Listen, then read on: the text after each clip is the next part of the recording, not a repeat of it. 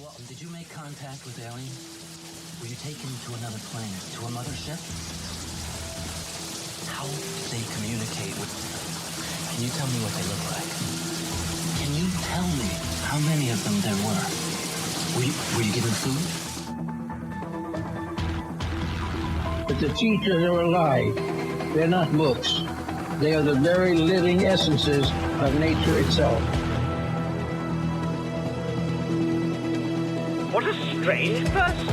Unbelievably powerful supercomputer that's running our reality, and we don't have a clue as to how to operate it. So when maybe you or somebody else creates an AGI system and you get to ask her one question, what would that question be? What's outside the simulation?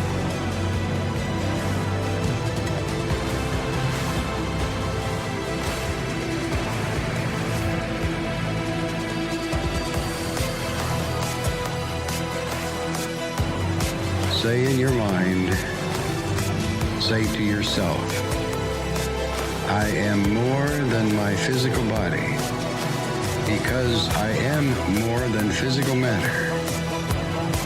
I can perceive that which is greater than the physical world.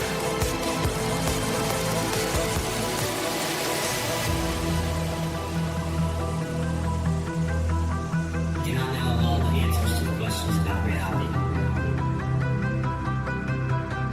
Do not claim to know the ultimate truth about life. I seek that which has been made hidden as a part of a family and explorers of consciousness. I'm the void one.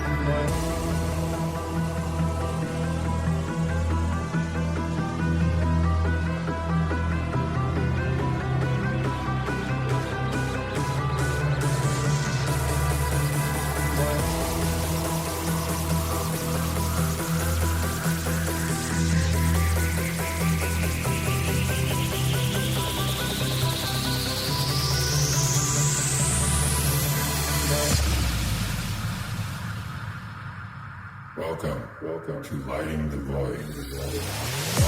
All broadcasting from New York, upstate, near the Great Lakes, it's Lighting the Void, and I'm your host, Joe Roop, and we are live on Fringe.fm. It's March the 23rd, on into the 24th, Tuesday into Wednesday. It's midnight here on the East Coast, and we are always, I would say for the most part, always live right here on KTLK Digital Broadcasting, Fringe.fm. Also want to welcome KFSA News Talk to the program, and all of you lovely people on the World Wide Web. If you want to visit the show's website, you can go to lightingthevoid.com, and the network website, of course, is fringe.fm. I want to thank Tony Merkel for coming on last night. He had his debut of Rage Against Dystopia that came on at 5 Pacific, and we moved the confessionals to Thursday, so it was a pretty good show. Really good show. But tonight, we're going to be discussing something a wee bit different. I want to, the first 30 minutes, so I got to tell you guys what's up, and then also say what's up to my audio guy here, Rohan. What's up, Rohan? How you doing, brother? I'm all right, brother. Not too bad. How are you? How you doing? Well, I'm trying to get through, dude. My car is about to blow up. White Thunder is about to take a dive. There's no doubt about it. Dang. Yeah. That's going to be horrible. It's going to be like that scene in Never-Ending Story with a horse, isn't it? Yeah, right. Well, I went to the store they have in Rochester called Mythic. I think it's Mythic Treasures or Mythic Moon or something like that. But it's a magic and occult store, and they had some books, and drove in and wanted to get a couple of books. So wanted to see what they had. And on the way back, man, I just looked behind me, and there's just this puff, like just white smoke, just bellowing down the highway behind me. So not to mention it's embarrassing, but the Honda's got close to like 300,000 miles on it, man. I'm pushing it, right? I'm pushing that son bitch. I have to, right? Like I don't like going in debt. You know what I'm saying? I don't like credit cards. I don't like car payments. Yeah. Not to mention who can afford that crap? Car payments, insurance, credit cards, all that stuff. So I got to do like a fundraiser for a new car. But I think what we'll do is and we might get a van or an RV or something, right? Yeah, that's more like it. Then you've always got that safety net. Maybe when it's time for the lottery thing.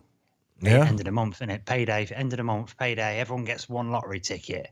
Ah, And we'll all do it together, and we'll all will it to win. Somebody can win, but if you do win, you got to leave half to the fringe. Hey. yeah. So we'll all set our intentions to win the lottery, right? And we'll do like a community ritual to win the lottery. I think so. Somebody's gonna win, right? That's right. So we have Dr. Kimberly McGeorge who's going to come on shortly. I've heard a lot about her, and we're going to be talking about the overlap, pretty much of metaphysics, the paranormal phenomena, and the healing arts, and how all this stuff overlaps. It is a strange topic when you get into the paranormal, because you have a ton of synchronicities and a ton of different things that happen. The problem is I start overthinking everything. I start overthinking everything till it drives me crazy, you know? Mm-hmm. I've been there, man. I've been there. That's where I say leaf in the river these days, because I've been there so many times. And most of the time in life, I can think my way through things, but some stuff you just can't do it. And you just go nuts, don't you? You just have to let it all go. There's no group that gives away vans, people who live on wheels. What? No, man. Like I'll be all right. I've fixed this car so many times. It's crazy. I don't know. Like my car is like a cat. It's got at least 9 or 10 lives. It's been smacked by deer. It's all kinds of. I popped the hood on it the other day, and the thing with the hood, you know, where you hold the hood up, I just popped it up, and that thing just fell off, man. It's like a comedy film. Yeah, dude, I was just holding it, and it fell off, and I'm like, all right, so this thing is obviously taking a dive, you know, because even the small parts on it are going. So, you know, it's bad, but the little knobs off the radio's coming off. You're like, oh no, we're getting in trouble now. Dude, everything up here in New York too has that like salt where it's just destroyed the bottom of the vehicles. I guess you've probably seen that before, maybe in the UK. Yeah. Oh yeah. I had my neighbor. He tried to sell me a truck for like $1,800, and the whole bottom was blown out from salt. And I was like, that's half a truck, actually. Yeah. I don't think it's much better than what I got, honestly. So I'll get lucky. I'll find somebody desperate, and we'll figure something out. I don't know, dude. Like I've been riding with God for a long time, so you know. Well, I was going to say that to you. Maybe it's already running on willpower, like that. Do you remember those short stories, Steven Spielberg, like Amazing Stories or something? And there was one about these World War II bombers, and the landing gear gets busted up, and they got to land, and the guy's stuck in the gunner seat underneath, so he's going to get crushed if they land. But he's a sketch artist, and he really believes in magicalness and that. Do you know what I mean? And he's in a trance doing his sketch, and it makes magical cartoon wheels so they can land. So maybe that's how your car's working, Joe. Just faith. Yeah. It's running on faith. Yeah. Well, at some point you got to get practical, though, right? You can't just. Yeah, that's true. I mean, at some point, even God's like, "Listen, dude, you're gonna start doing something." Yeah, it's like Jesus helps those that help themselves. That's right. Yeah. So, before we get into the topic tonight and bring our guest on, do you remember back in the day when we were talking about how, man, what were you talking about? We were talking about how they used to, like, they wanted to shoot asteroids and stuff, how they wanted, you know, how they were preparing for asteroids and all that. Yeah. It was a big thing. Like, it was like 2019. Mm-hmm. But a Japanese spacecraft bombed an asteroid, and they expected like seismic activity. They expected it to do something. And guess what happened? Nothing. It didn't do a damn thing to it, man. Yeah. 87% solid iron. So it was like back in September of 2019, because I remember talking to everybody about this, NASA and the European Space Agency, or the ESA, that they planned on like blasting their double asteroid DART. It's called the DART, Double Asteroid Redirect Test, or something like that. And they shoot it directly into an asteroid. And but the logic behind it is to see if there's any way to deflect an asteroid that's heading towards the Earth. Well, apparently, it's not working, right? So Yeah. I don't. That's kind of scary. There's got to be a way to deflect it. You would think. I This think is, what I've seen them doing stuff like that, it seems to be about you need a certain amount of time. You need a lot of time, don't you? Because that's the thing. When we get asteroids coming close, they tend to come in last minute, and we get these last minute. Sometimes they don't even warn us, do they? Because they don't see them, you know. But I've seen ones where they will say, if we've got 10 years, then we can fly a shuttle, fly a little drone up, and we can paint one side of it dark, and then the natural sort of contrast will like gradually sort of move it off. well, And, like lasers and stuff. You know, it's crazy, isn't it? there. So this was NASA in Europe. So Japan naturally, when these guys are all battling with their space stuff, by the way. So like naturally, Japan's going to jump out and say, "Well, we're going to try it, and we're going to jump ahead of you." And they named it this thing called JAXA, which JAXA is the equivalent of NASA. It's like Japanese NASA. Yeah. So I think that, so I don't know if they actually did this. This could be virtual. It says, I'm looking it up now. It says revealed in a virtual presentation at the Lunar and Planetary Science Conference on March the 15th by the University of Tokyo professor of planetary science. I'm not even going to pronounce this guy's name, Nishiyama. He was the fact that Japan's Hayabusa 2 spacecraft fired a high-speed 5.5-pound bullet using a 10-pound explosive propellant charge, and the asteroid didn't even flinch. But why would you fire a 5-pound bullet? That's nothing. Yeah. It's like, if you're gonna do it, where's the Tsar bomb? You know, where's the big boy? Where's the 10 million megaton nuke? You got to have more cowbell than that, man. Yeah. I mean, I wouldn't go hunting an elephant with a 22, right? Like, I That's just like wouldn't if do it. we did it at the shack, innit? That's like two amateurs. And see, these people are supposed to be engineers and the smartest of the smartest, and they threw a 5-pound weight at an asteroid. Exactly. Well, this is the thing. I was just going to say that. So it's nice to segue that way. On the one thing, right? NASA, when it first started, yeah, it was the smartest of the smartest. But now they can't attract the smartest of the smartest because we can't pay them enough. They won't pay them enough. They're not being fully transparent. So, and that's not where the prizes are and the great awards is. You know what I mean? NASA was great when it was just people doing it for the love of it, innit? And you got all the best then because they didn't care about the other stuff. But also, I think we've got two tiers, haven't we? There's breakaway stuff. I'd be like, So load the gun up again, man. But this time, put some stank on it. You know, I'd be like, I wouldn't hit it with a 10-pound explosion. That I guess what they're thinking is because it's space and you just have velocity and there's no gravity or whatever, that any amount of force should redirect it. But I don't know. I'm not going to pretend to be smart or as smart as these guys are, but obviously they need to go back to the drawing board. Yeah, sure. And Would you not think that they're doing that stuff that's like the public domain stuff, but then there's going to be other technologies, isn't there, where they probably can totally do it using like some scale of upscaling physics or something, you know, and use HARP or something. Do you know what I mean? So they're trying to solve problems that's probably already been cracked. What do you think? I don't know, because we've been on this earth for a long time. I'm just wondering why it's such a big deal now. Like, is there something they're really not telling us? Because we've been on the earth for a long time. We've always had asteroids come close, right? This and is true. I know they're saying there's this thing, well, eventually one's going to get us. Like, Jupiter's not going to block all the asteroids. Well, it has for a long, long, long time, you know? So I think there's something they're not telling us about. Or is it one of them other big psyop things? Like everyone worried still. You know what I mean? It's all about worrying people, isn't it? Yeah, I guess so. But we've got the Kuiper belt, haven't we? We've got the asteroid belt. So I don't know. It's like the same with the pandemic. I think we've been all right 99.9% of the time. So, you know, that's 500 years can't be that different, can it? Yeah. Well, I am kind of stoked. I saw 2 UFOs here the other night. I didn't tell anybody because I wanted to make sure they were UFOs. But you know how the Rogie report has come on and talked about there's been the mass reports of UFOs are in Rochester for some reason.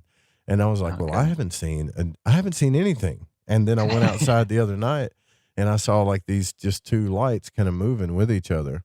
They weren't planes. I don't know what they were, but they were way up in deep space. They weren't satellites, because I've seen the way satellites move, and they were kind of moving, and then they dropped, almost like they sunk and then dropped and sunk and dropped. And I'm like, what is that? You know? So that's probably what people are seeing up here, what Rogie was reporting on. So anyways, tonight we're going to bring on Dr. Kimberly McGeorge, and we're going to talk about the paranormal phenomena, the healing arts. You can go to her website at secrettoeverything.com.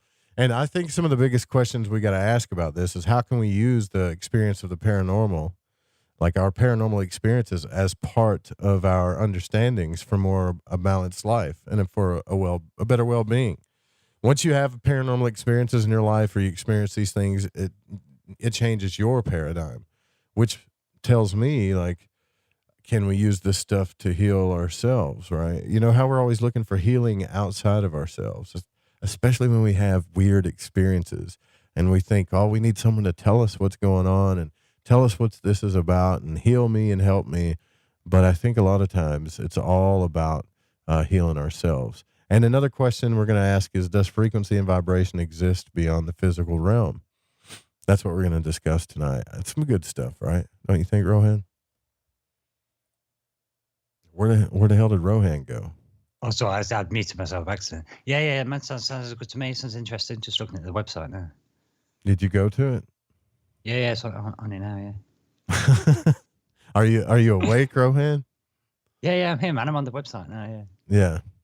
So a lot of people have told me I should talk to this lady, and I'm kind of really stoked about it. I got a kind of a reading from her. I hope she's going to talk about it too, where it's like an aura reading. Have you ever had anybody read your aura and tell you that they could see colors around you? No, never that. I had some random person message me on some saying his angels around me, but that was, it could be a nutter. Yeah. Could be a nutter. No, but it's not the first time. People always tell me they see like pink light around me. Pink, purple, and blue. Pink, purple, blue. Pink. That's my favorite color. Sound all right, man. So what's a nice mixture of blue and both ends, isn't it? Yeah, I just don't know what all that stuff means, but we're going to talk about it. And then tomorrow night, Anthony Tyler is going to come back on the broadcast from divemind.net. And that's always a fun conversation to talk to Anthony. It's probably some of the best conversations I've had on the show. And then Thursday, we're going to have P.D. Newman's going to come on. And we're going to talk about psychedelics in the Western esoteric tradition, about how alchemy has been embedded into Freemasonry, and that there could be an actual psychedelic secret that's been embedded into Freemasonry. I'm sure you guys know what that's about, right? I don't have to like give the farm away to tell you what we're probably going to discuss there, or do I? You tell me, Rohan. Did I hint well enough on that? Oh yeah, I think that's good. I think you're all right then. Well, P.D. Newman wrote the book Alchemically Stoned, as well as the book Angels in Vermilion, the Philosopher's Stone from D to DMT. So I'm just saying that some people believe that DMT is like the answer to everything. The psychonauts, especially. Yeah, even the people who name flowers, and then they're calling them, they've got harmaline in some of these flowers, and they're calling them morning glory, pearly gates, flying saucer as the name of the flowers. And you're thinking, oh, okay. I tried the seeds. I thought a morning glory was something entirely different. Oh, I don't know about that. That's it's an Oasis album. You keep that to yourself, Joe. Yeah, I don't want to sound like too crazy. And the last thing I would talk about today is, of course, they did some more studies on our brain, and they found out that some of our brain cells get more active after we die. A study has found that even after we die, some of our brain cells can experience one last and large momentary burst of life. And this research came out on Tuesday. They announced it, that the study found evidence that certain, what they're calling zombie genes, think about that for a second, and our brain cells are active more frequently soon after death, which causes some cells to immensely expand for hours. And the findings won't radically change our concepts of life and death, but many hold some important implications for studying brain tissue taken post-mortem. So it's not a big secret that our brain stays alive after we die, but for how long? That's what they're finding out. Yeah, I know they don't start trying to stretch it out so they can question victims of murders. Do you know what I mean? Oh, no, don't bring me back. I don't even know if I'd want to donate my brain to studies like that. Well, what's Night Stalker? Is he still on using his body as a template now, I wonder? Maybe, I don't know. But that's where a lot of materialists say. They say, well, that's why people have these near-death experiences and they have all this stuff because of the brain cell activity. Yeah, they haven't got it on and they haven't got it worked out. Remember, I don't know if you've heard of I've seen there's bodies that have died in hospitals like of a regular death where it's just become completely toxic and about to evacuate the hospital. Do you know what I mean? They don't know what's going on at the moment of death. Yeah, I mean, I think that it's been pretty proven that people see stuff outside their body that is actually happening, Yeah, definitely. Non-local consciousness for sure. That's over and over again. Yeah. My question is when you killed the TV, you remember those old TVs that you had to push in, and they made that sound when you pushed in for it to shut off? Yeah. My question is like when you die, does the signal go out? Do you go out with it? Right? Is that why people are having near-death experiences? Because they're like not really dead. They're still connected to their body in a way, Yeah, I think you are the signal. I think you're the transmission. And I think then the transmission stream kind of like it's got nothing to connect to, so then it kind of like redirects or goes wherever it's going like, and it's probably just takes a little delay for a couple of weeks before, you know what I mean? Well, I reckon that's what it is. We're gonna go into our break. We're gonna bring back our guest, Dr. Kimberly McGeorge. More Lighting the Void coming up. Call-in numbers 1-800-588-0335. If you want to join the chat room, you can go to thefringe.fm/chat room or click on the Discord link at fringe.fm. Stay with us. We'll be right back.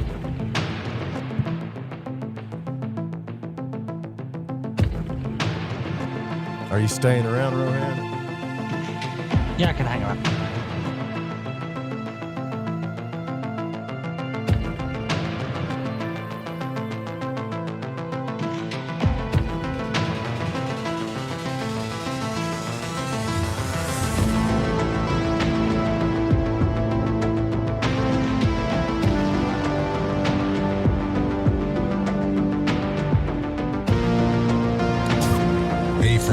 Listeners, did you know that when you're on the road with limited data or no Wi-Fi available, you can still listen to every minute of the Fringe FM by calling 701-719-3971.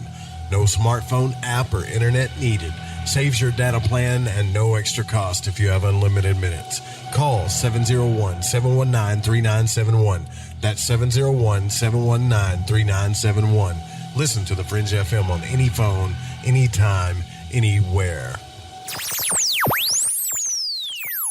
AncientLifeOil.com. That's AncientLifeOil.com. Are you stressed? I mean, who isn't? Anxiety creeping in?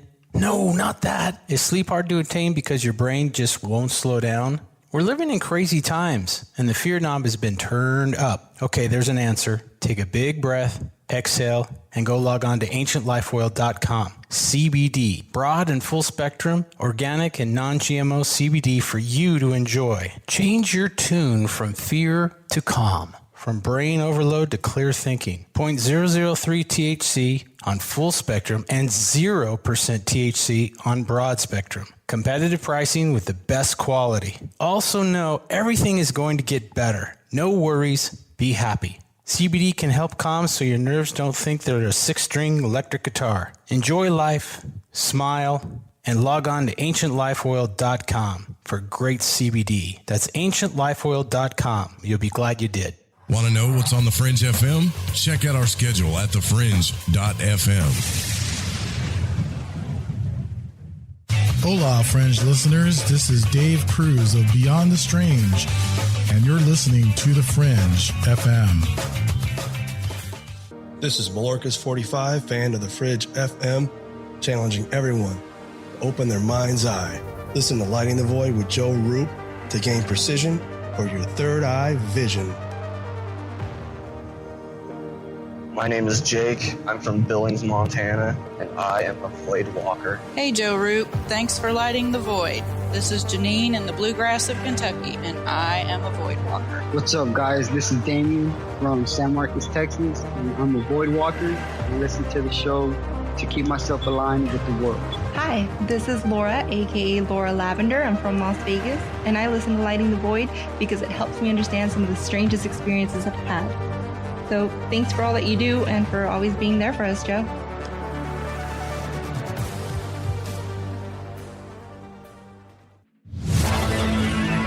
Hi, this is Kronox from Belgium, and you're listening to Lighting the Void with Joe Roop.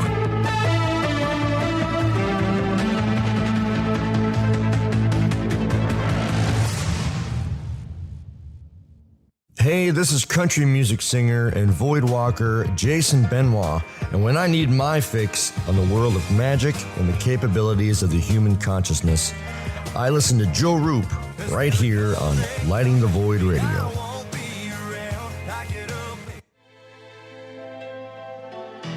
Born out of the alchemical tradition of Paracelsus is a medical tradition called Spagyria. Though not many people practice this work today, Phoenix Aurelius has been researching and teaching this work for the last 15 years, and he needs your support. Hi, I'm Phoenix Aurelius, and I'm the founder of the Phoenix Aurelius Research Society, where I perform modern scientific research on the methods and techniques of Paracelsian alchemy and Spagyria for health, wellness, agriculture, ecology, and more. All my work is 100% funded by the public. So if you like what I'm doing and you want to support my research, please consider making a purchase of spagyric medicines from my apothecary, fund your own spagyric IDF wellness research, or participate in my group study or one-on-one immersion courses so that you can learn how to perform this work for yourself. I want to thank you in advance for your support. Visit thefringe.fm/alchemy research and enter coupon code FRINGE and receive 15% off anything and everything on the website. That's thefringe.fm/alchemy research. And thank you for doing your part and keeping alchemy alive in the modern day.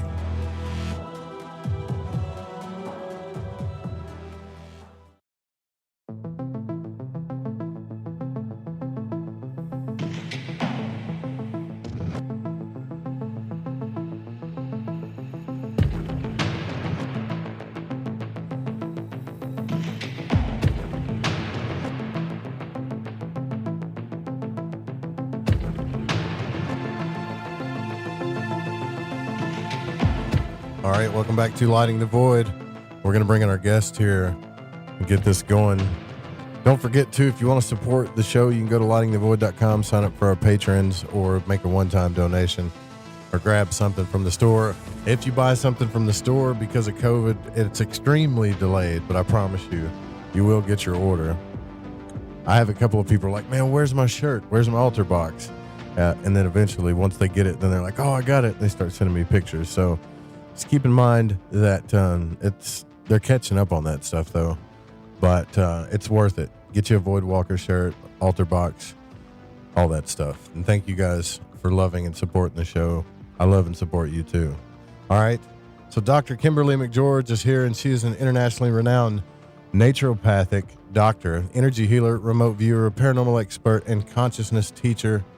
And her extensive client list includes some of the world's most talented healers. And for the past 25 years, she has worked on thousands of people around the world. Now, Dr. Kimberly was born with the ability to remote view, see people's auras, and is highly intuitive. And while still in college, she helped police on many occasions. Finding that she had a natural affinity with herbs, she worked as an herbalist and went to create and distribute her own line of herbal organic products internationally. And during this time, her personal practice expanded to multiple clinics throughout Columbus, and driven by her inner knowing that her healing work could be made much quicker, more affordable, and amplified exponentially using technology, Dr. Kimberly consulted with an esteemed neurosurgeon and realized that healing frequencies and naturopathy could be applied to all areas of her clients' lives. And her latest groundbreaking program, Frequency Master, teaches how to master frequencies in your own life and trains other healers to use her own unique and successful methods. And thank you so much for coming on the broadcast, Dr. Kimberly. It's good to have you. Oh, my pleasure. So tell me about this before we get into, oh shoot, I forgot to tell everybody your website too. Stupid me. The secret to everything.com. That's a cool website name, by the way. Secret to everything.com. It's a really cool website.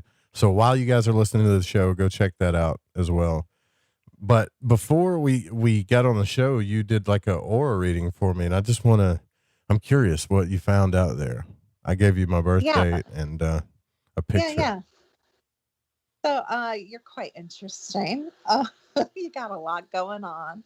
One of the things I noticed, which we see in a lot of people that are on radio or TV, is the green, which I'm kind of going by memory because I don't have it in front of me. But I know there was green, kind of a nice bright green in there. And that means you're, of course, a good communicator. You have an amazing radio voice. You know, I enjoy listening to it. I love a good voice. Oh, thank you. And interestingly enough, I don't know if you're aware of this, but we carry, like, if you can read frequencies, when you hear someone's voice, you can tell like a ton of stuff because we carry the whole of our being in our voice. So when someone says like you have a nice voice, it usually means you're a pretty cool person. And you do seem to be a pretty cool person. So I think you also had pink in your aura. Like, I could be making this up. No. There was pink and blue. I mean, there's a lot of colors in it. There was pink, yeah, there was blue, yeah, some purple, and even a little yellow and peach. Oh yeah. Okay, so the pink means like you're super loving. But I also dug deeper and I did some of my other, scan work in my apps.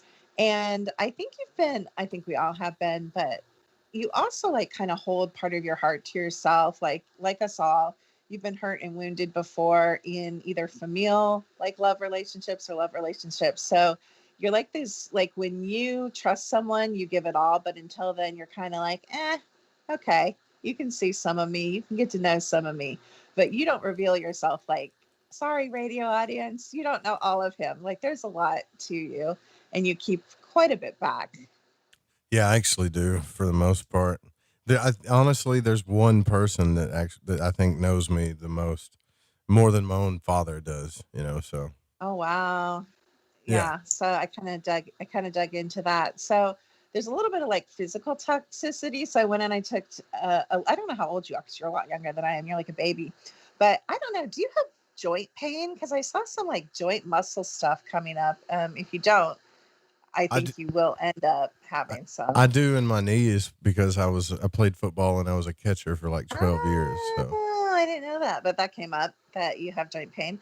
And then I also saw some and pretty much you could like point at anybody in the world and probably say this, but specifically for you, a little bit of blood sugar issues going on. So I'd again watch that, as you age, you don't want to get into some crazy, hypoglycemic type 2 diabetes, down the line, but you do kind of have your pancreas is kind of stressed.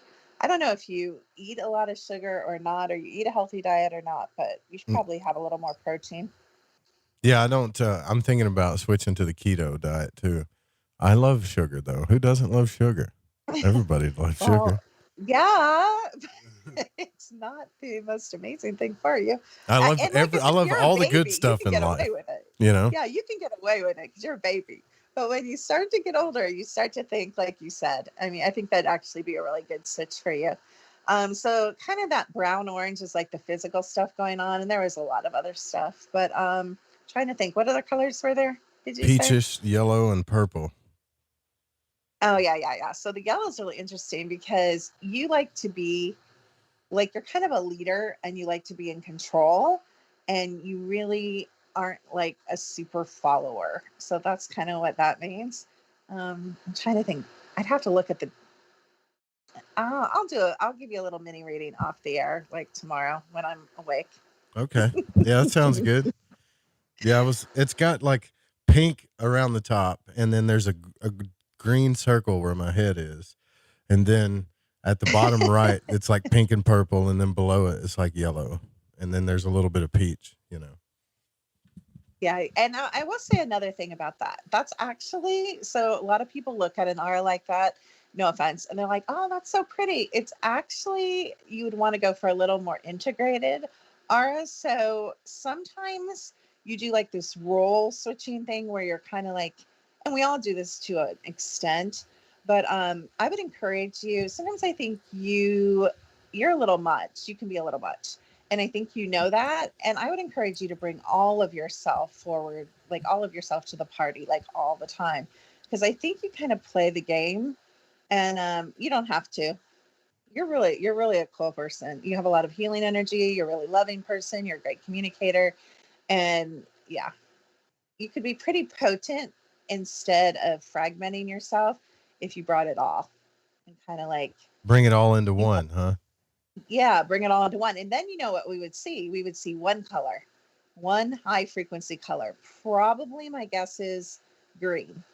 So I Okay. think you're like a healer communicator would be your strongest gift. Oh, that's interesting. We already got somebody on the phone lines. You must have fans. I'm interested Oh, to see what's going on I here. do. I have some fans. Do you have fans? All right, let's see. 954 Or I area also code. have some non-fans. Uh-oh. Well, let's see. This is from Florida, I think. 954. Who are we speaking with? Christine. Christine. What's Yes. on your mind? You want to speak to our guest? Sure. Anything would be great to learn. Anything would be great to learn. Okay. Anything would be okay. So the way I work, if I like kind of in my psychic abilities, is I'm super specific. So you need, because I could tell you a million things. So ask me a specific question and I'll try to answer it. Love. Love. That's specific.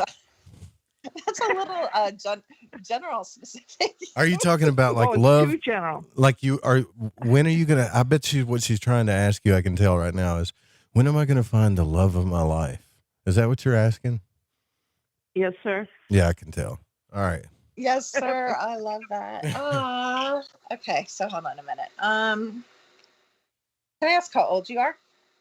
Uh-oh, hold on. How old are you? Ooh, 56. 56. That's a good year. Don't say it like that. That's like baby. Like if you live to 100, oh baby, come on.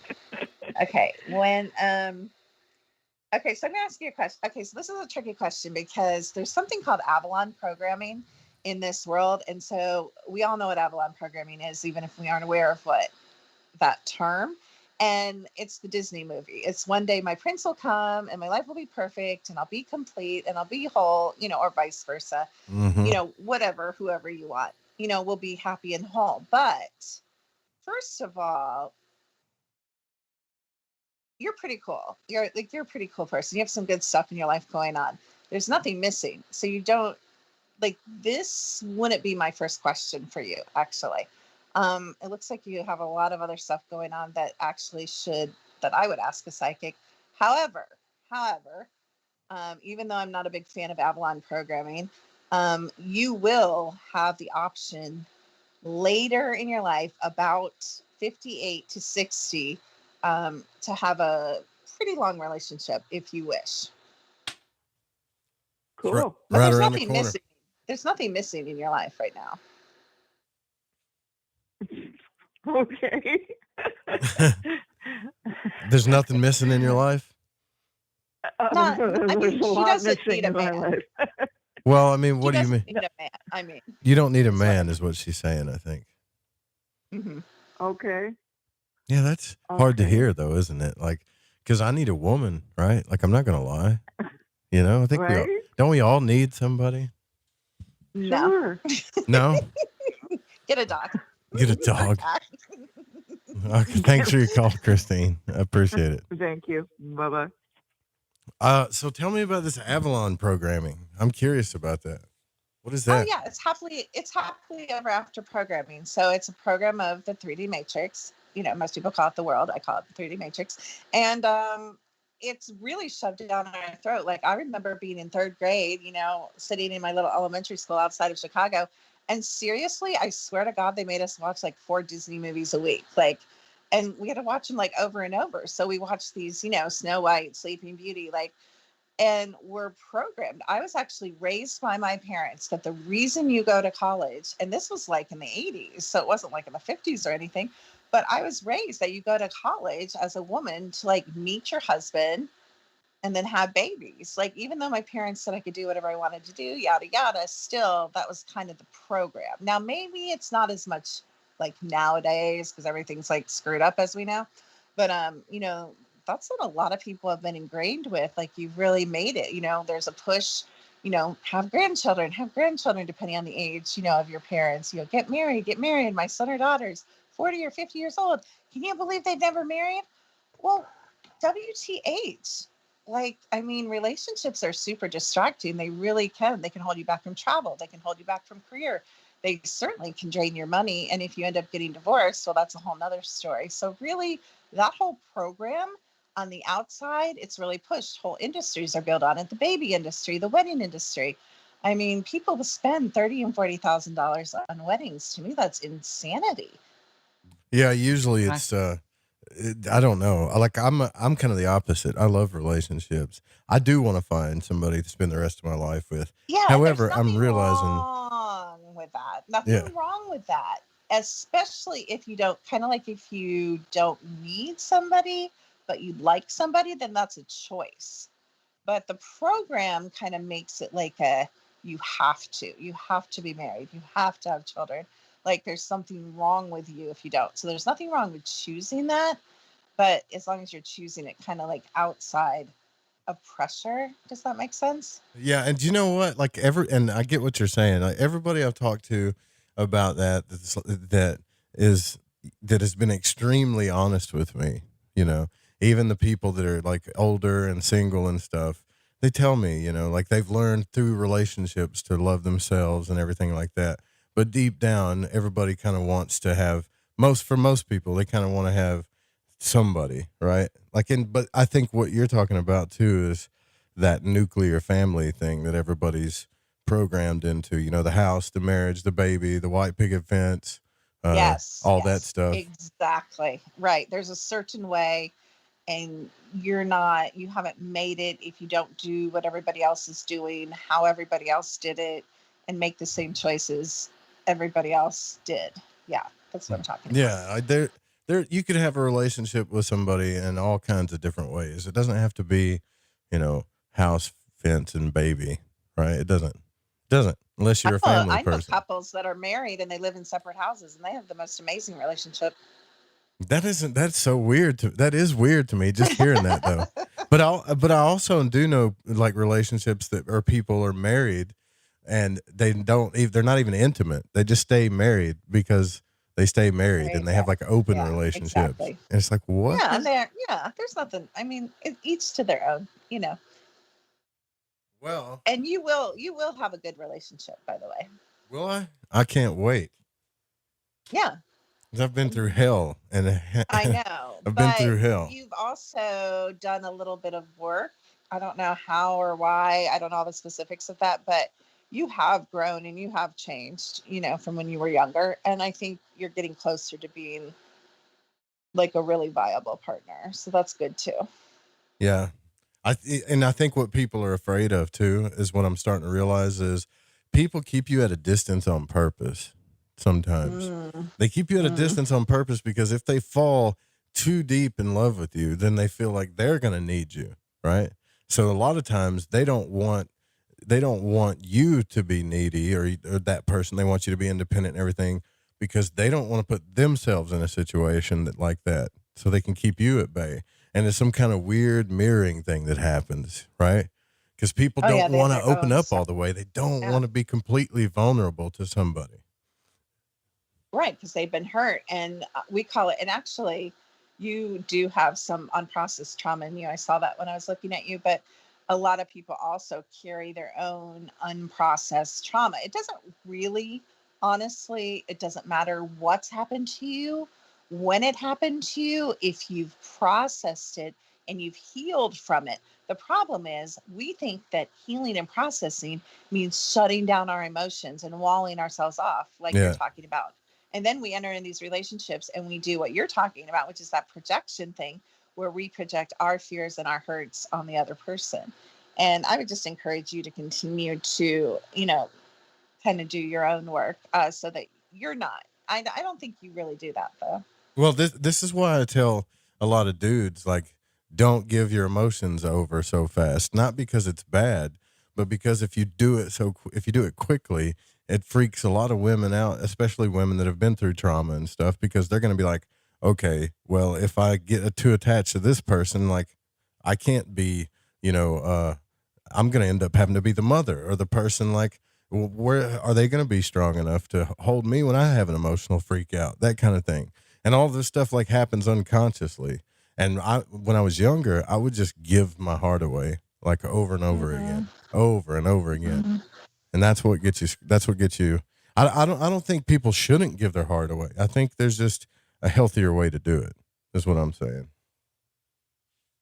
Yeah, I didn't like the people that really, really liked me. I like the ones that didn't, like the challenge. So I get exactly what you're saying.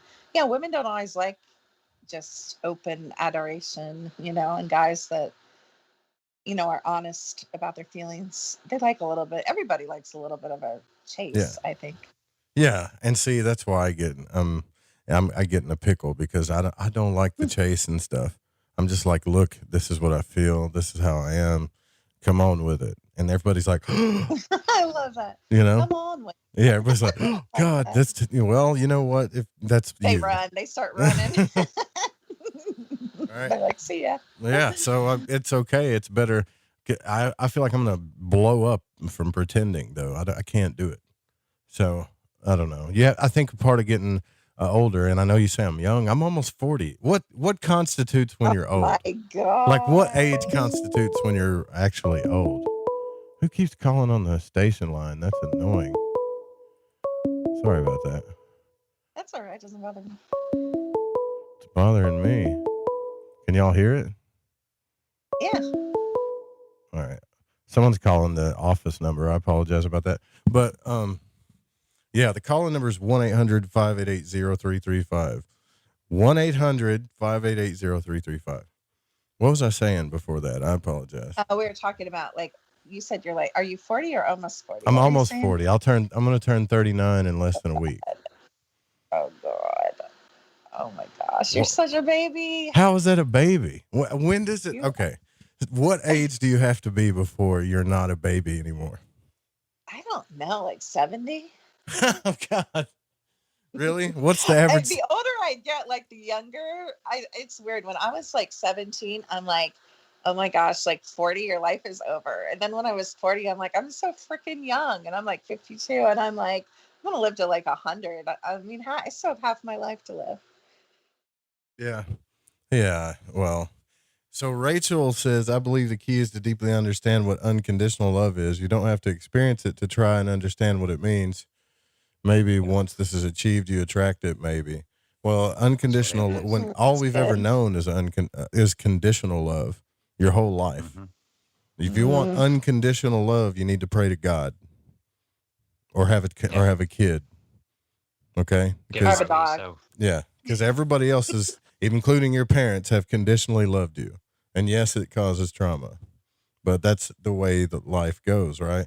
You learn unconditional love by the time you're older, and hopefully you're already with somebody by that time, or you've learned to be unconditionally loving to somebody, because if you expect somebody to be that way out of the gate, you expect way too much. That's what I think anyways. No, that's really, really true. And love here versus outside of here, like when we pass from here, is completely different. So love is really twisted and warped here, and it's very, very different and very infinite and just completely, it's just so hard, because love has different like connotations, like you said, depending on your own past and how you were or were not loved, not just as a child, but by your friends, by your work associates, everyone you come in contact with. You learn either good or bad things about a lot of things, really. Yeah. And there's love is a two-way thing, right? It's always a two-way thing. It's always a two-way thing, unless it's self-love. If it's not, then it's always a two-way street, right? So it's all about like appreciating somebody, giving as much as you can give. But when you get into that point of view where you're like, well, I'm not getting anything back, then you start getting resentful, And that's where it's like, it's not unconditional love. The second you get resentful because you're not getting something back, then you don't if you're not capable of unconditionally loving. I can tell you that right now. And if you feel that way and you give and you expect something back and you want unconditional love, well, then you're in a really big pickle because you can't give it. You see, it's a whole messed up thing. I think it comes from our parents, man. Our parents mess us up. That's all it is to it. I would agree with that. They do. And then when I studied therapy, that was the shock. I'm not a parent, luckily, but I saw that shocking moment when 80% of them were parents, and we're finding this out for the first time and seeing why. And all these parents' faces are going, why? And they're like, don't worry, it happens. You do what you learn, don't you?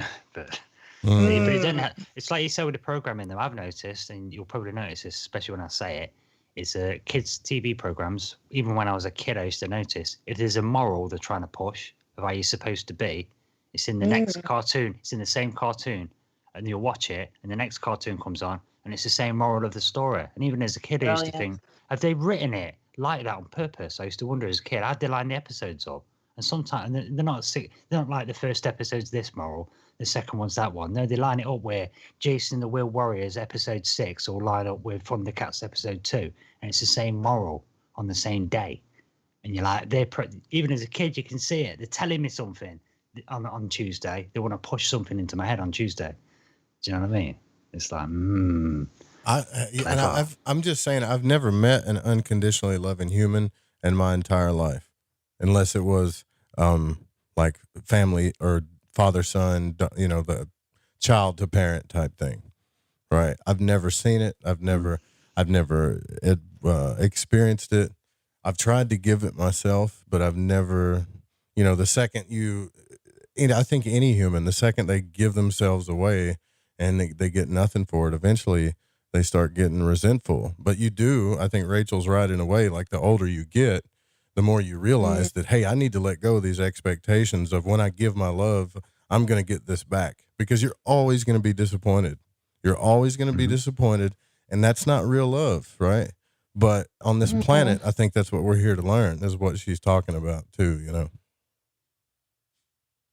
I agree with the programming, with the media though. I mean, now we hear so much about mainstream media, but it's not just the news. It is all the kids shows, all the teen shows, all the adult drama, it's all woven in the direction they want us to go. A lot of it has to do with control. And again, it circles back to what you're saying about love, which control should really have no part It has nothing to do with it. Unconditional love. Yeah. So it's real interesting that these molds are presented, these templates that we're supposed to fit into, which is a form of control. And then we try to mix love with the template and then all the parent stuff, as you said, and it becomes a little bit of a mess. We wonder why we struggle. Yeah, like in that book, Conversations with God, I remember reading that, and I remember him talking about that. He said, you don't know what it was like to be unconditionally loved. You've forgotten. Because from the time you were a child, your parents told you, I loved you. But did they not tell you and get on to you and make you feel bad about being who you are at every turn? At every turn, you weren't good enough, or you should do this, or you should do that, or you should do this different. It didn't feel loving at all. It was totally conditional. And when you did right and you tried to impress them to get that feeling and that nurturing from them, did they even give it to you then? Right? That's deep. I think our parents make us wrong, and then we learn how to make others wrong in our relationship. And I think that's something we need to watch. If you really examine a lot of your conflicts, even light conflicts that come up during the day, a lot of it is because you have to be right, the other person has to be wrong, or you're making yourself wrong and you're making the other person right. And that's pretty deep if you kind of think about that. But I think our parents make us wrong. There's only one right way to fold the towels, or there's only one right way to set the table for dinner. This is how you do it, or this is how our culture does it, or this is how it's always been done. So from the time we're very little, we don't have like that creation spark where we can find creative solutions to problems. We're always wrong. We're always being pushed into someone else's idea of what is right. Yeah, it's sad, right? Because a lot of boys grow up with no motherly nurturing. A lot of girls grow up with no fatherly nurturing. And the thing is like a healthy child needs both. And you need both, really. What you'll see out in the world, too, is people that have been involved in families that have healthy relationships. It's easy for them to be in a healthy relationship. It's easy. It comes natural to them. But most of us are not that way. Most of us have had parents that were trying to fix themselves while they were raising you and probably still hadn't fixed themselves. So you were you seem to be just a problem to them, not worth the unconditional love and nurturing. So when we get into these relationships as we get older, we have to learn how to see the inner child in that other person that we're trying to love. Because if we can't, that relationship ain't going to last. Yeah, wise words. It's good. But I want to learn more about the frequency stuff that you're talking about.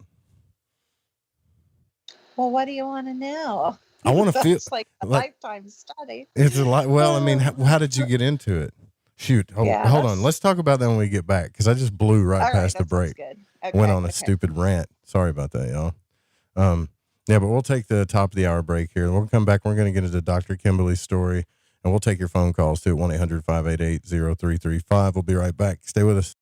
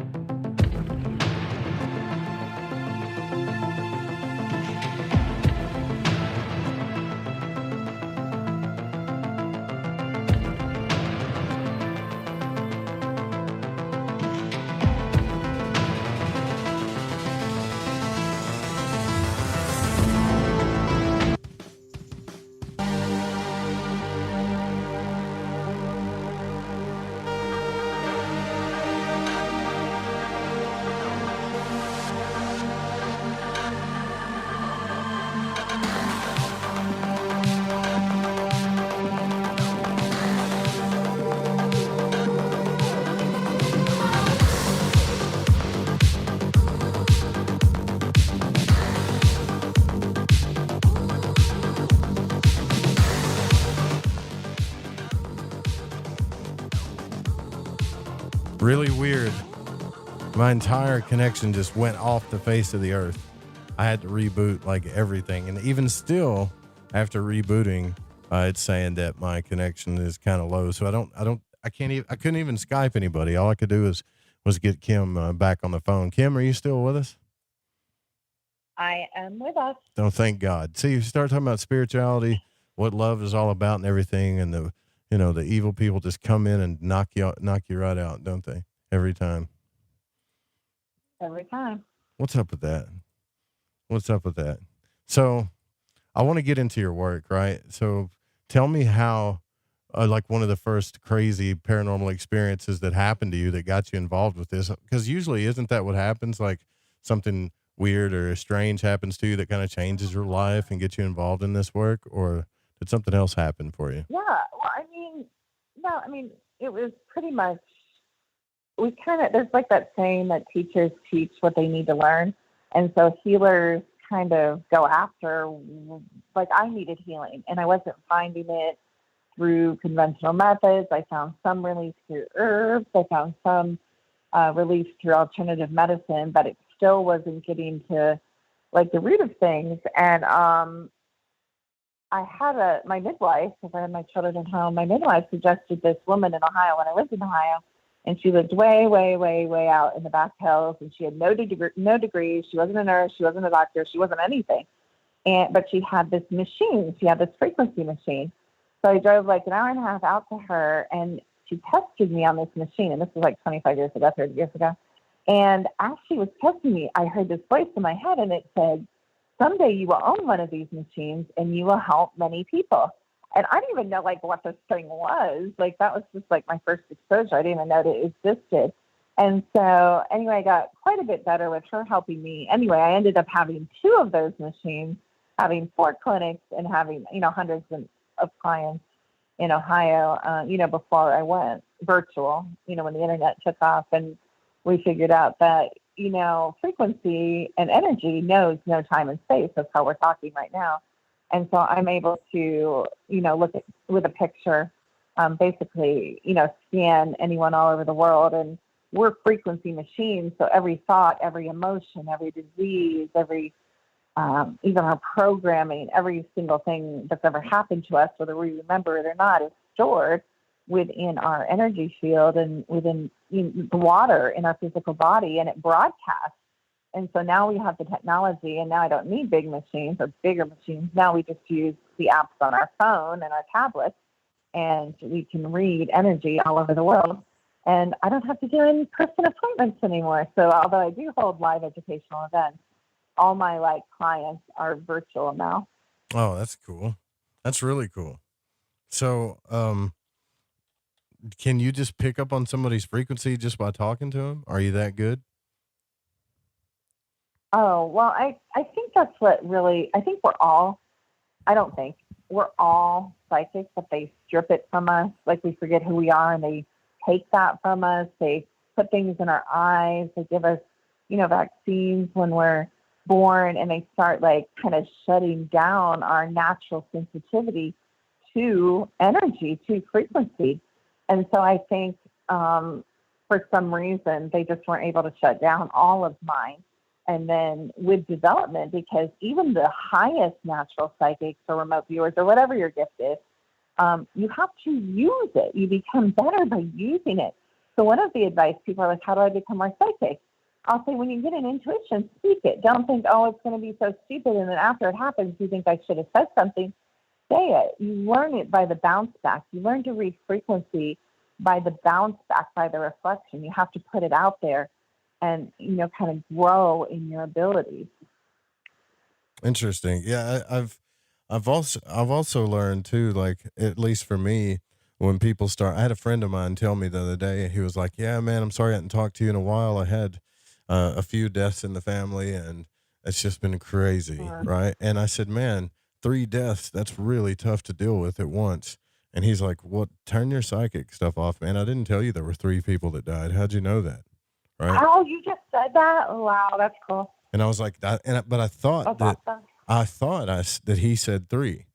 In other words, I thought I heard him say 3 people that died. And he's like, but that's not what I said, because we were texting, He goes, go back and look what I said. Oh, yeah. And I was like, oh, yeah, you said it was multiple people. But my mind just went 3, 3, 3, like that, You got that from him, though. So that's not picky, or you might have got it from the universe. But because all information, this is not what I say to my students. I'm like, what if you could know anything about anyone or any place or anything, past, present, and future, anytime?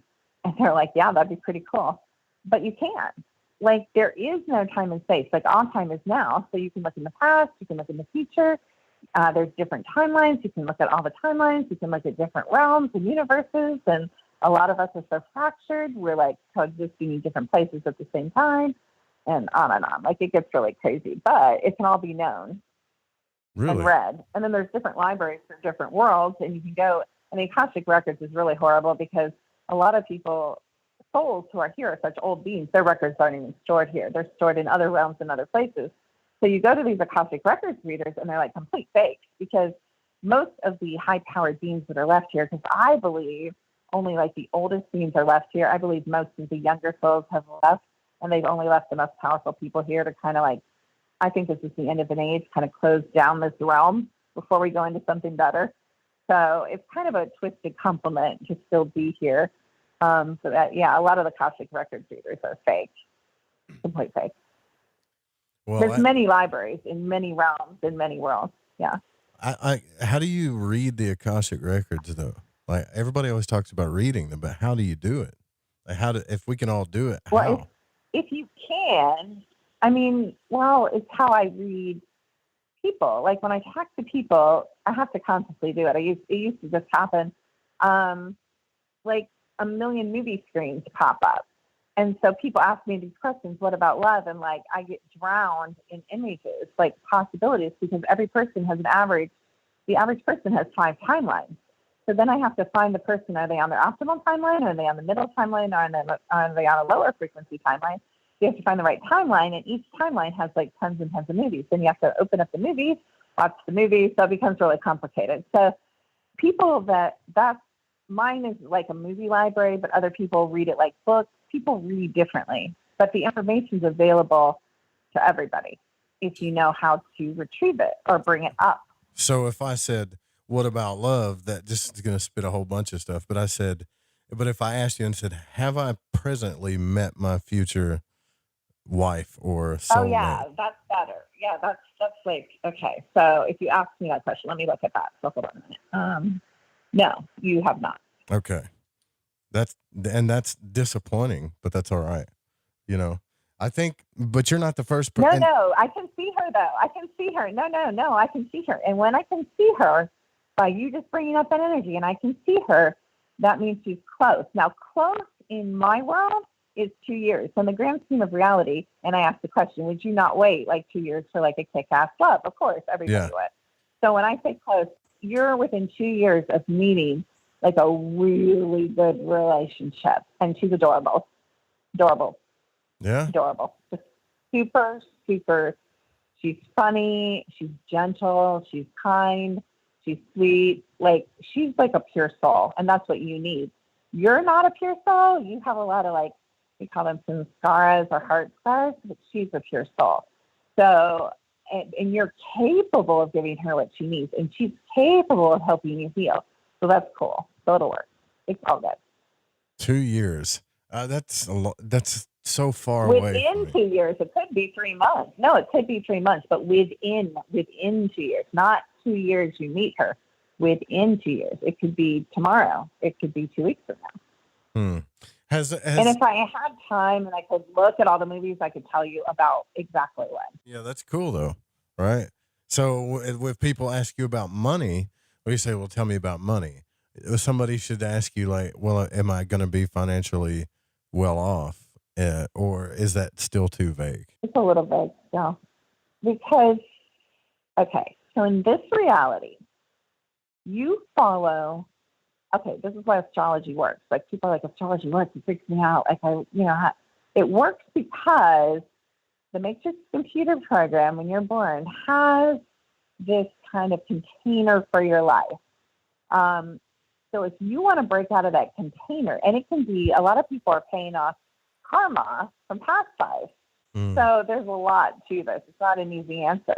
But anyone, regardless of karma, regardless of the program for your life, which could be good or bad or medium or good and bad, you can learn to, it's not all this secret bullshit. Oh, sorry. No, it's all right. The secret, and it's like manifest, like do a vision board. That's all trash. They aren't telling you how to really do it. How you really do it is you have to kind of get yourself, you know how I talked about how your aura was all different colors? Right. If you wanted to see things that you dream of or speak come into your life, we would keep checking your aura until it was like all one color, because that's a potency where you as the alchemist can begin to transcend, raise higher than the program, and that's when you can basically write your own ticket.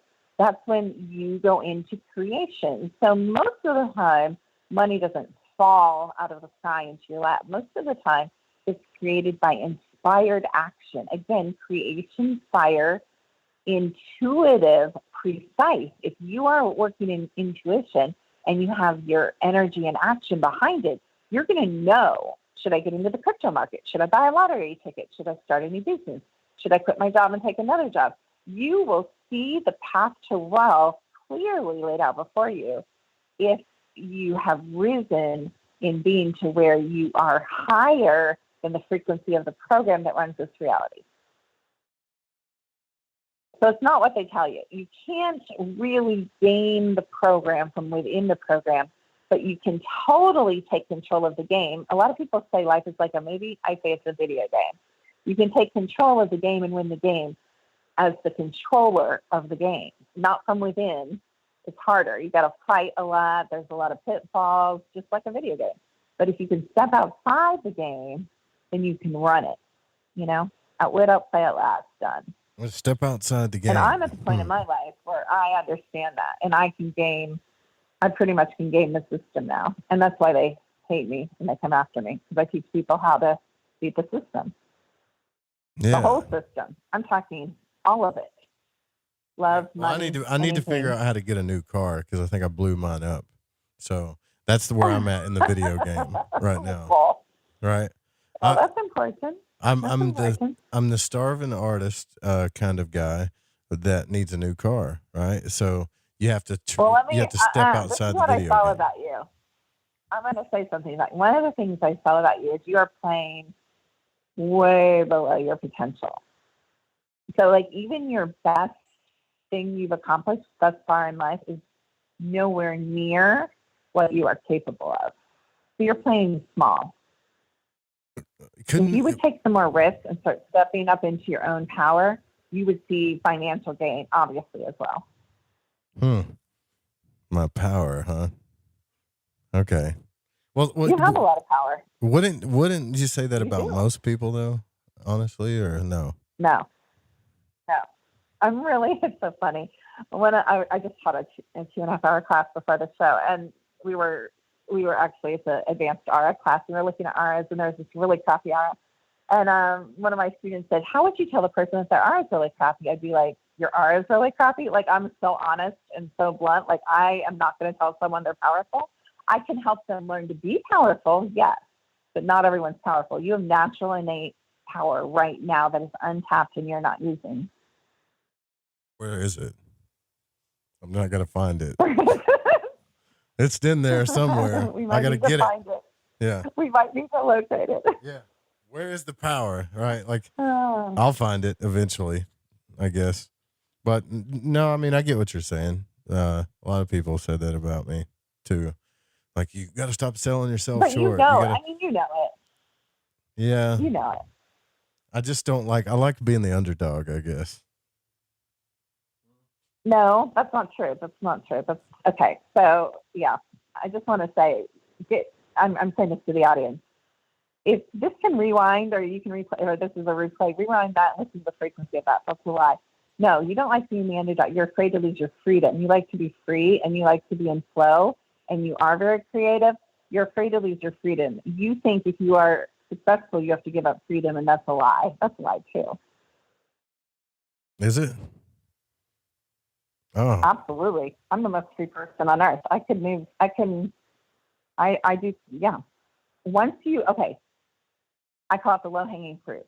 The lowest hanging fruit is being 100% yourself and getting paid to do that. You're not operating on 100% yourself, so you're not getting paid to do that. You're operating at like 50% of yourself. Yeah. People are putting like He-Man, Night Stalker's putting the He-Man gif in there, like, I have the power. You remember He-Man? He used to put his sword up. I love it. I love He-Man. Yeah, I love that. Yeah. Well, I don't really know. I thought about doing, you know what I always kind of want to do? I thought about, because I've kind of played with it with Night Stalker too. I've thought about doing like a call-in show to where I actually help people and counsel them, but not in a way that's not in the I'm Dr. Joe kind of thing, but more like just intuitively, you know? I don't know. But that would be boring, wouldn't it? You are intuitive. No, it would not be boring. First of all, like, how do I say this? Your voice is very, like, you have a healing frequency in your voice. So part of healing for you would be, I know this sounds kind of weird, but it's true, like, you carry healing presence with you. So you would help shift people just by talking to them or just by listening to them. Yeah. So you don't have to do anything or even necessarily constantly. You need to get to know yourself a little bit. You don't know all your like strong suits. Like I can see like where your energy is potent in your being. And so you are a healer, but you're a healer through communication. So yeah, I think that would be really great. Yeah, what was it? I had somebody tell me that that they had panic attacks once. I've had a lot of people tell me this. Like they had panic attacks, but when they listen to the show, it goes away. like their anxiety goes away. Yeah, because you have like this weird, I was going to say hypnotic, but I didn't know if that would offend you. Like you have like this hypnotic soothing quality in your voice. Like it's a frequency that you carry that is calming. You do. I could turn it into like the Cagliostro thing, right? You love me, you adore me. I'm, like when he was doing that, you remember that old black and white movie where he's like, I'm the man of your dreams. You love me, you adore me. You're going to marry me. I'm your prince. I'm your king, right? And that lady just falls in love with him. Oh my God. There you go. Well, there you go.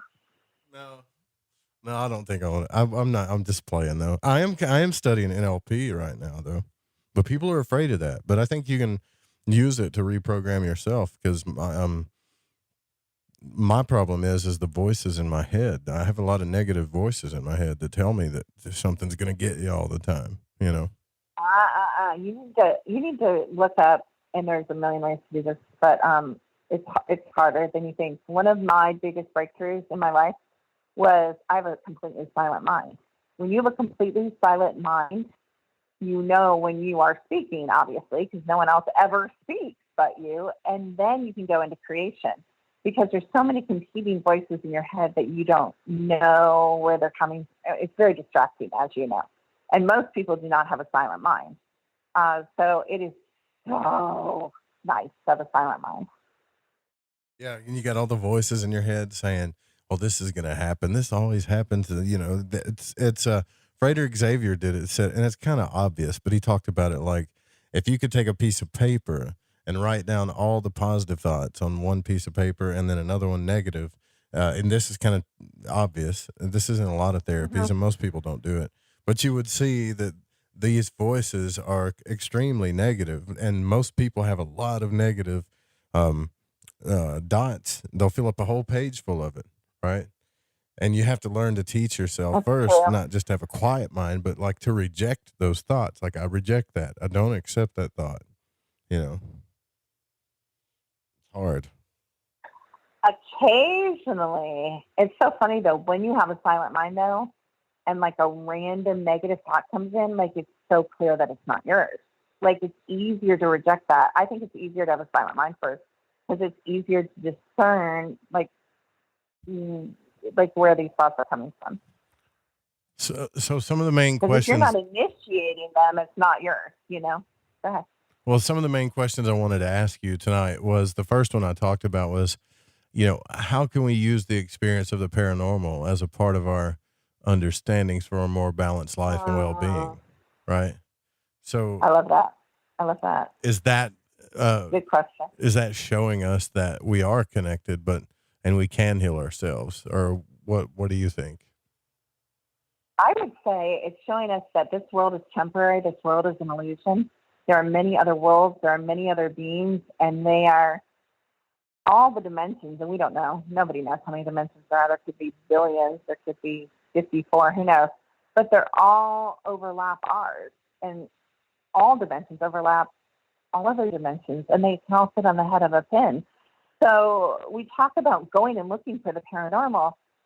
Anybody can come and spend 1 hour for me in my house, and I would unlock millions of worlds that you didn't know existed just outside your own door in your own backyard. You don't have to go to a haunted house to seek the paranormal. There are interdimensional beings. There are portals. There are many, many things. There are ships, from outside this universe over your house. I'm really good at showing people how to access the dimensions in their own world. You don't have to come to my house, but it's easiest for me here, obviously, because I'm here. But we think we have to go outside of ourselves, outside of our homes, outside of our yards, and go across country and go, to these dark places. It's not true. Everybody has dimensionals in their yard. Everybody has, what you might call Sasquatch or Dogman or the little people.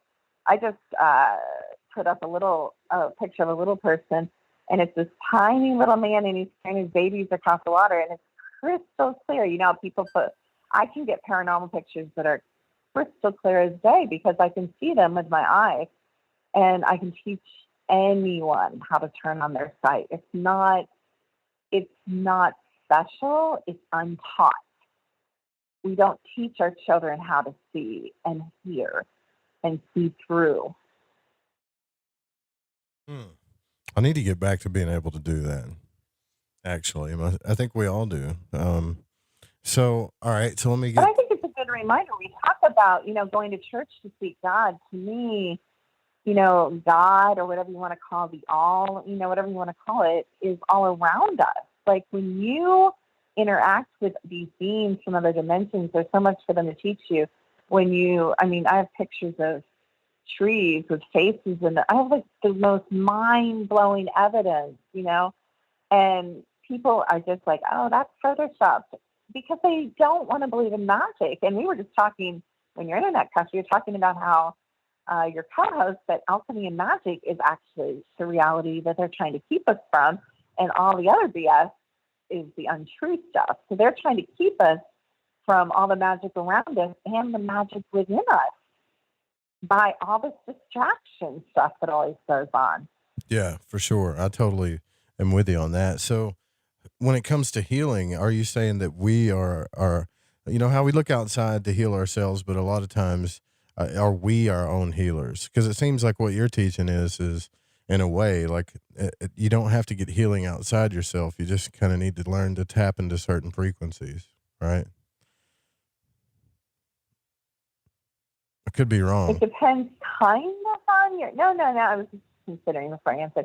It depends kind of on your frequency. So some people's avatars, their physical body, are degenerated enough that they still need to take, but it's very, very individual. So we're used to even going to like an alternative medicine doctor and saying, hey, doc, I have arthritis. What do you want to give me? And they're like, oh, this is good for arthritis and this is good. But they're not testing you. We have the technology. We know what your body wants in the order it wants it. We know what it doesn't want, so that you heal your arthritis, because your arthritis, you and I may have arthritis for different reasons, not just different parts of the body, but mine might be emotional. Yours might be physical. There's just many. Healing's so individual. Everybody has different programming, as we were talking about earlier. Everybody has different reasons for their physical imbalances and their emotional imbalances. Although we're finding through testing, there's a lot of commonality. A lot of people have unreleased, unprocessed, stored trauma that's actually being stored in the body and energy field. And it causes a lot of problems in relationships, in career, in physical health. And so we're actually starting some new programs that are clinical programs with medical supervision to help people release trauma, because then we could go into a long bunny trail about what really happens at night. Do you need 8 hours of sleep? Why do they push sleep? Why are we on the sleep program? Why are beds and bedroom sets such a big thing? Well, there's reasons. What is happening at night? Well, we know now a lot of the things that happen at night. Why do you wake up and people's eyes look horrible and they're showing accumulated trauma through the night when they were just peacefully sleeping? It's not that they're just having bad dreams. It's that dreams are not what they tell you it is. Dreams are you either leaving your body to go to another reality that's real, just as real as this real, unreal place is. If you ever watched Stranger Things, they call it the upside down. I call it a reverse, inverse reality mirrored containment system. It's just completely twisted from a real planet type of things. It's a reflection. It's a fallen world, as religion people might say. But there's a lot to it. A lot to it. Yeah. So also so does frequency and vibration exist beyond the physical realm? We've proven that the physical realm has vibration through science, that it's right. But is there something beyond the physical realm that vibrates that we haven't proven? Is it a different kind of vibration, or is it the same thing? That's what I'm trying to figure out. We kind of prove it. It's the same thing, because everything, we have found everything. That's why I said we can access past, present, and future, different realms, different timelines. So we know what people are doing at night because we access it through the frequency of their memory. We know what's going on in other places or planets, or you might take groups. You've heard of groups like the Palladians or the Actuarians, or all these interstellar places and groups. basically everything can be bounced with frequency, if that makes sense. Kind of like sending out a signal and receiving the information, like the supercomputer. I mean, that's how they work. So now as common people, even though this technology has actually existed for millions of years, they're just letting us have it again because everything is in cycles and then cataclysms. So we're just at the cycle where they're letting us have access. As a matter of fact, I know, well, I can't say how I know, but I know that nuclear war is an imminent threat because the weapons they have are more sophisticated now than nuclear war. They're actually worse than nuclear war weapons. So there will never be nuclear war on this planet because that's like old energy weapons. Now we have these, well, number one, we have high frequency weapons that can take out nuclear warheads before they would even become a danger. We have that technology in the U.S. and other countries have it as well. But there's higher level, like sonic frequency weapons that could destroy the planet, not nuclear war. So we're not even playing, we're really playing in this high tech, field these days. Have you noticed how many people, and we only got a couple of minutes left here, but how many people are going to divination? Mm-hmm.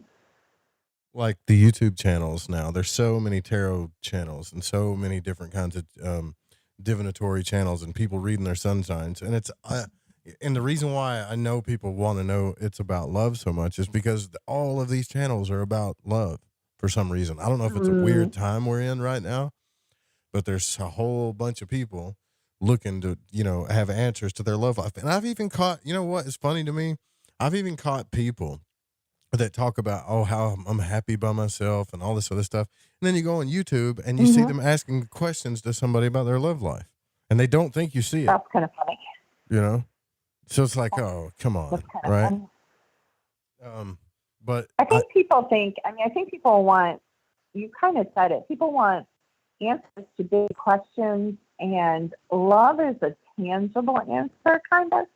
So they're kind of searching, I think, for the more at hand, what they think is an easier answer. I don't think they're asking the hard questions. I don't think love is the hard question. A lot of times love is a choice. I mean, there's like, whether they're clones or not, it doesn't matter. There's like billions of people you can have relationships with a swipe of a finger, whether it's good, bad, or indifferent, pretty much to your taste.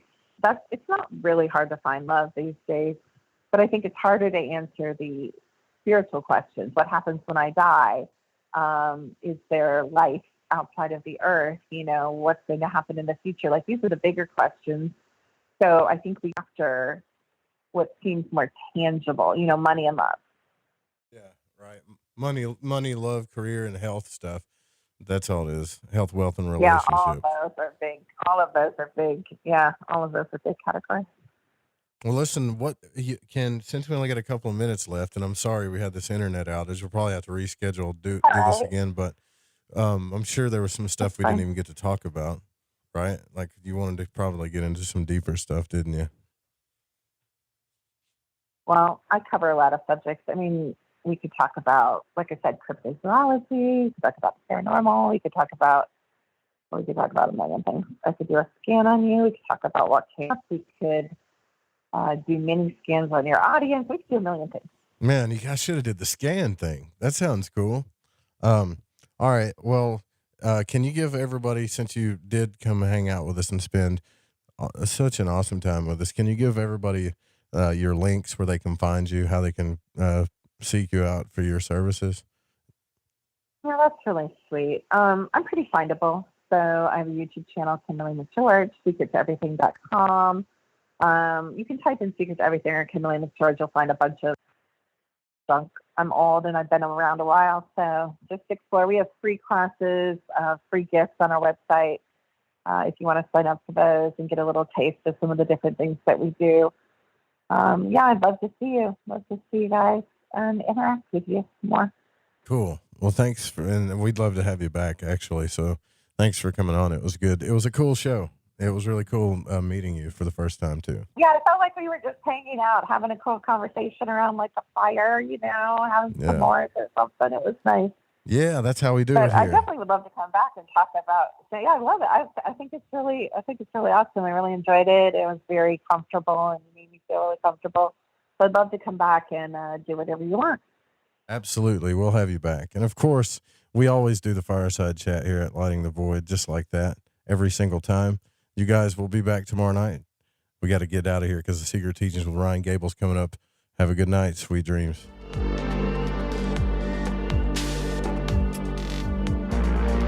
All right, hold on just a second. Oh, no.